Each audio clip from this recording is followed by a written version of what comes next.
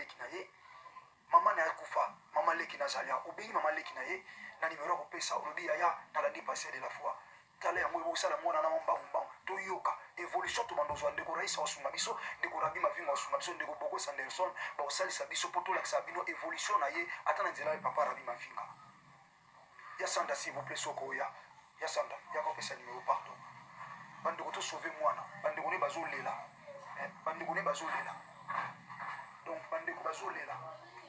famille yango ka christianisme yango famille chrétienne yango soki moto akufi badepense esalama ya bango pardon na bondeli lokwa mosala nzambe pardon yaya tike eloko olingi osala sauve ama moto eza plus ke makambo mosusu tokosala église ya nzambe me natiki na ye nankowela ama moto ya sanda kopesa nimero pardon ya zwa nimero oyo bengai plus vite kende kozoyoka ngo awa pour ke otinda contribution yakende kozwa bongo évolution tokoyeba ngo nsima merci ya sanda soki opesa bandeko baolanda biso nimero oyo beto direction nango monene eza na europe moto azokamba yango esila sermani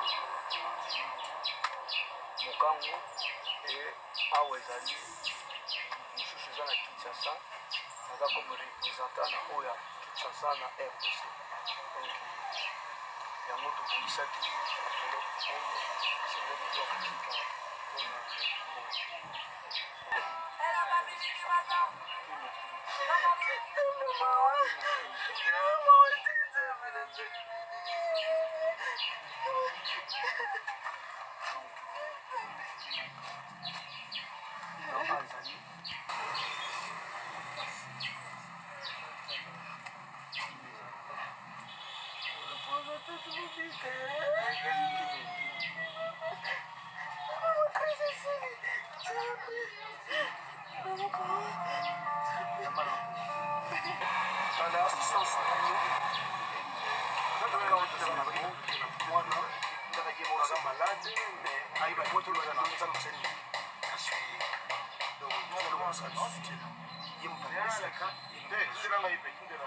komona présence